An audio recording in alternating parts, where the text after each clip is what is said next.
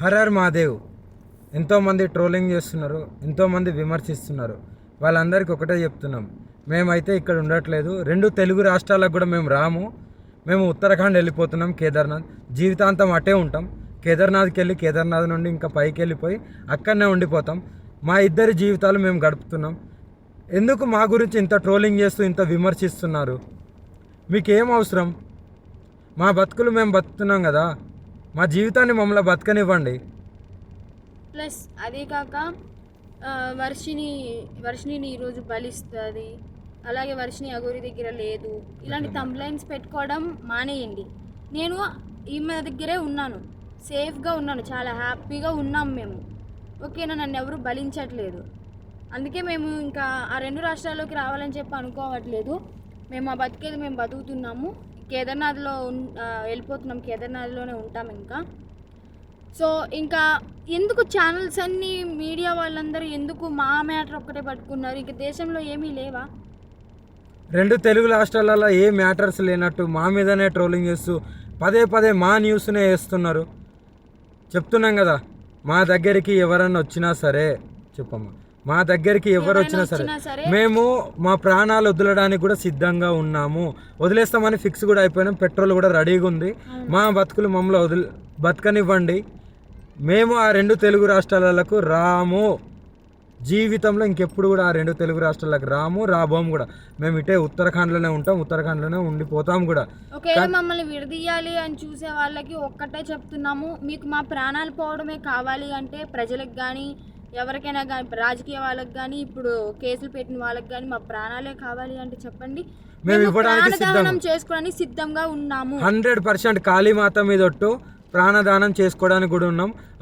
ఇప్పుడు మేము ఎప్పుడైతే మరణిస్తామో పెట్రోల్ పోసుకొని ఈ కార్తో సహా పోతాం కదా, అప్పుడు కూడా మళ్ళీ విమర్శించండి, అప్పుడు కూడా ట్రోలింగ్ చేసుకోండి. 2 ప్రాణాలు పోవడానికి, ప్రత్యేకంగా 2 ప్రాణాలు పోవడానికి ఎవరైతే ట్రోలింగ్ చేస్తున్నారో, ఎవరైతే విమర్శిస్తున్నారో, ఎవరైతే కేసులు పెడుతున్నారో, ఎవరైతే వ్యతిరేకంగా చూస్తున్నారో వాళ్ళందరికీ చెప్తున్నాము. దొంగ కేసులు పెట్టిన వాళ్ళకి కూడా చెప్తున్నాము, 2 ప్రాణాలు పోవడానికి మీరే కారణం.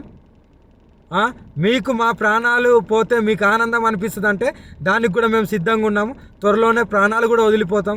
ఎవరైనా మమ్మల్ని పట్టుకోవడానికి వచ్చినా, మా దగ్గరికి వచ్చినా సరే మా ప్రాణాలు వదలడానికి సిద్ధం. అలాగే అసత్య వాక్యాలు చేసే వాళ్ళు కూడా చెప్తున్నాము, ఇది ఆపితే బాగుంటుంది. ట్రోలింగ్స్ కూడా ఆపితే బాగుంటుంది. నేను ఈమె దగ్గర సేఫ్గా ఉన్నాను. మా బతుకు మమ్మల్ని బతకనివ్వండి. మేము బతుకుతున్నాం కదా, మేము మీ రాష్ట్రాలలో కూడా రాము కదా, ఎందుకు మమ్మల్ని బతకనియట్లేదు మీరు? 2 ప్రాణాలు కోల్పోతున్నారు, చూసుకోండి, జాగ్రత్త. రేపటి రోజున మీ ఇంట్లో వాళ్ళు కూడా ఉంటారు. మీడియాలో ఇంకా ఘోరంగా మా గురించి ఏదైనా వస్తే మేము ప్రాణదహనం అయితే చేసేస్తాము. మేము కూడా ఓపిక ఎంతవరకు ఉండాలో అంతవరకు ఉంటుంది. మేము కూడా సహించలేకపోతున్నాము. ఏంటి అసలు ఆ మాటలు ఏంటి, ఆ తంబ్లైన్స్ ఏంటి, వాళ్ళు మీడియా ముందుకు వచ్చి ప్రెస్ మీటింగ్లు పెట్టి వాళ్ళు మాట్లాడే మాటలు చాలా అంటే చాలా ఘోరంగా ఉన్నాయి. మీరు అనుకుంటున్నారేమో కానీ వాళ్ళు అలాగే అంటారు, చనిపోరని. 100% ఆ వీడియో కూడా మీకు పంపిస్తాను, ఎలా మరణిస్తున్నాం అనేది. ఎవరైనా సరే మమ్మల్ని ఇప్పటికి కూడా మా న్యూస్ ఆపకపోతే మా బతికేది మేము బతుకుతుంటాం కదా. అక్కడైతే లేం కదా 2 రాష్ట్రాల్లో, మీకు మా వల్లే ఇబ్బంది కదా. మేము అక్కడ లేం కదా మీ కళ్ళ ముందు, కానీ మేము రాము కదా, మీకు అదే కావాలి కదా. మేము రాము 2 రాష్ట్రాలల్లో, మేమేదో ఉత్తరాఖండ్కి వెళ్ళి బతుకుతాము. ఇప్పటికైనా ఆ యూట్యూబ్ వాళ్ళకి కానీ ఎవరికైనా కానీ చెప్పేది ఒకటే, మా న్యూస్లు ఆపేస్తే బాగుంటుంది. ఇంకా దేశంలో చాలా ఉపయోగపడే న్యూస్లు ఉన్నాయి, అవి చూపించండి. మాది ఒక్కటే కాదు కదా, ఇప్పటికైనా ఆపుతారని చెప్పి. 2 ప్రాణాలని తీసుకోవాలనుకుంటే ఇంకా చేసుకోండి. ఇంకా చూసి ఈ వారం రోజులలోనో ఇంకా ఈ 2-3 రోజులలోనో చూస్తాము, లేకుంటే డైరెక్ట్ దహనం అయిపోతాము. అప్పుడు మీరందరూ ఆనందించండి, మీరందరూ ఆనందంగా ఉండండి. మా ప్రాణాలు పోయిన తర్వాత మీరందరూ కలిసి ఆనందంగా విందు భోజనం చేసుకోండి. ఇంకా మోకిరాబాద్లో కేసు అంటారా, ఆమె పెట్టింది చెల్లదు. ఆ జడ్జి ఎవరైతే డబ్బులు వేశారో ఆయన వచ్చి కేసు పెడితేనే చెల్లుతుంది. ఇంకా మొదటి భార్య అంటారా, అది టోటలీ ఫేక్ అని చెప్పి మీకు కూడా అర్థమైపోయి ఉండాలి. అర్థమై ఉంటుందేమో అనుకుంటున్నాము. అది టోటలీ ఫేక్, 100% ఫేక్. రుజువులు లేనిదే ఆమె ఎందుకు మీడియా ముందుకు వచ్చి మాట్లాడుతుంది? అందుకే చెప్తున్నాం, మమ్మల్ని మాలాగా బతకనివ్వండి. మేము చాలా బాగున్నాము, ఆనందంగా ఉన్నాం, కలిసిమెలిసి ఉన్నాం.